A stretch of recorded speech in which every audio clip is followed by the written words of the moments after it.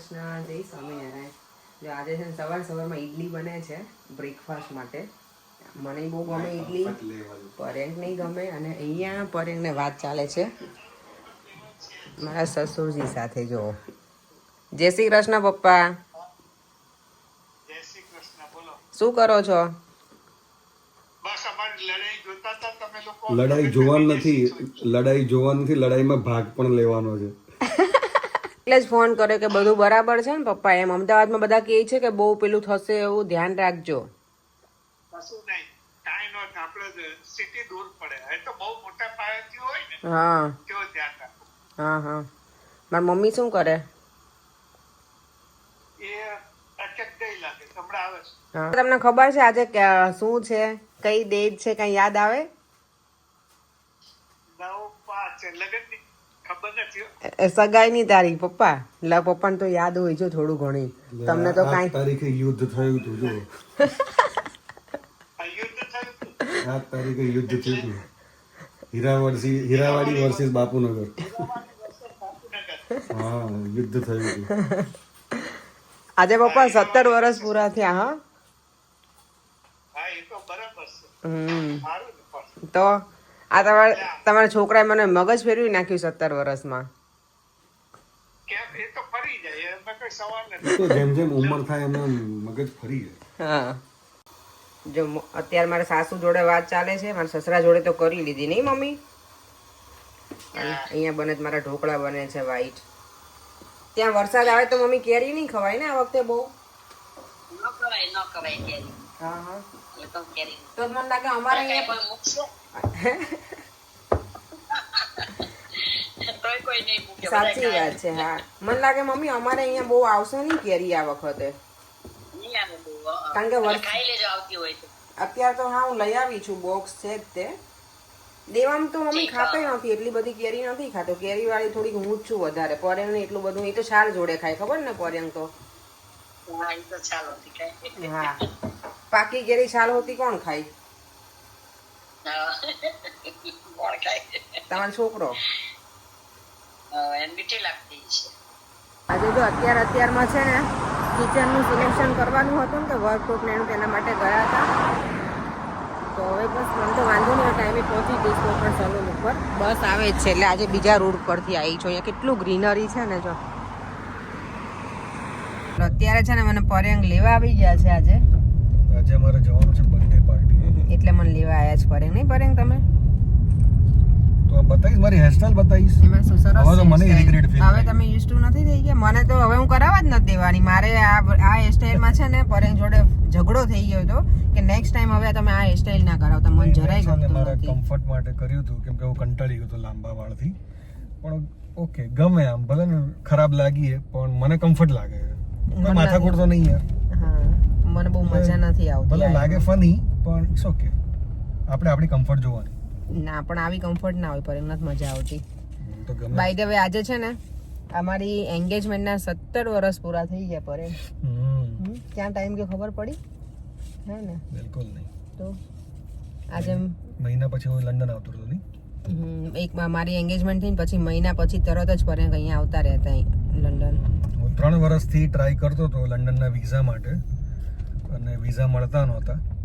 પછી એન્ગેજમેન્ટ થઈને તરત વિઝા આવી ગયા. મતલબ સી તમારા માટે લકી છું. Lucky you. બહુ લકી. ના, હું લકી જ છું. બહુ જ.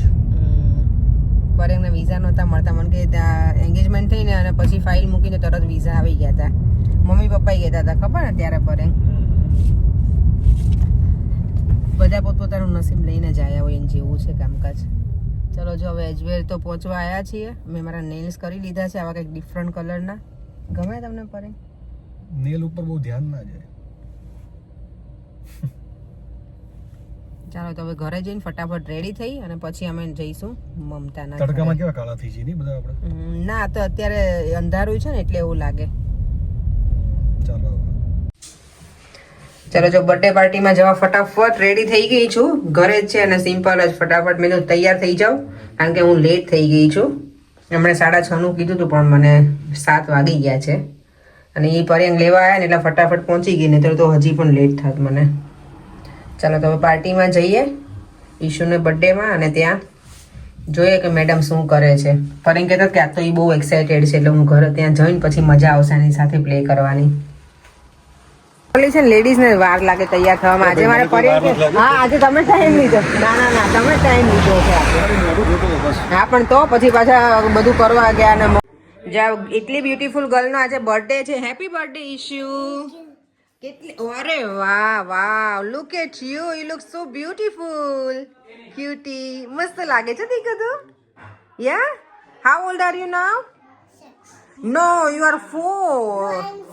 You 6? No, you 4, beta. You 4, yeah? 4-year-old girl. Look at you, you big girl. Or you 6? Okay, you 6, yeah? Give me, yay! Happy birthday, Ishu!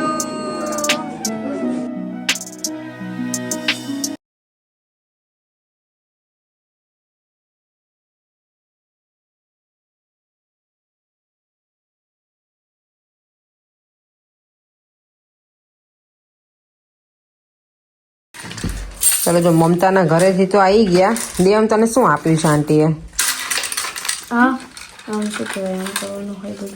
Okay અને બીજું શું હતું? મમ્માને બીક લાગે એવું એ તાર જોડે જ રાખજો બેટા. ઓ માય ગોડ મને એટલું ના દેવમ દૂર રહે ને બેટા. મને એવું નહીં બીક મને પેલું થાય એમ ગમે નહીં એટલે ના એ જેલી જેવું હોય ને મને ચીતરી ચડે બેટા એટલે જેલી આવે ના બીજું દેવને તો બહુ મજા. ઓ વાવ આ તો મસ્ત છે હો દેવન.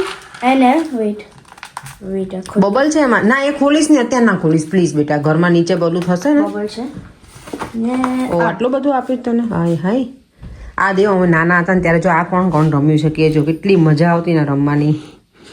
આ બહુ રમ્યા બેટા અમે લોકો. અંદર નથી જતો. અંદર જા અંદર નથી જતો. યે ચાલો જો મમતાના ઘરેથી તો આવી ગયા. બહુ મજા આવી. છોકરાને વધારે મજા આવે. અમે તો ખાલી બેઠા હતા વધારે ટાઈમ પણ આ લોકોને બહુ મજા પડી નહીં દેવમ તને?